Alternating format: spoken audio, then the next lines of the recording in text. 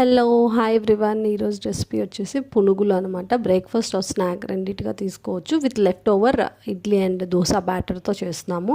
First మనం ఒక bowl తీసుకొని అందులో ఇడ్లీ అండ్ దోశ బ్యాటర్ ఉంటుంది కదా, ఆ రెండు మిక్స్ చేసి యాడ్ చేసుకోవాలి. తర్వాత ఒక 2 to 3 స్పూన్స్ మైదా పిండి యాడ్ చేసుకోవాలి.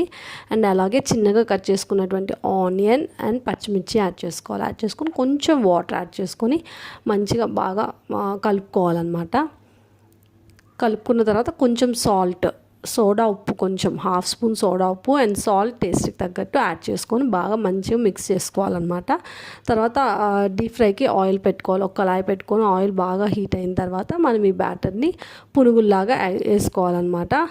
మనకి లాస్ట్లో ఇడ్లీ అండ్ దోశ బ్యాటర్ మనం వీక్కి సరిపడా వేసుకున్న తర్వాత లాస్ట్లో కొంచెం కొంచెం అట్లా మిగిలిపోతుంది కదా, సో దాంతో మనం ఇట్లాగా బ్రేక్ఫాస్ట్గా చేసుకోవచ్చు అనమాట.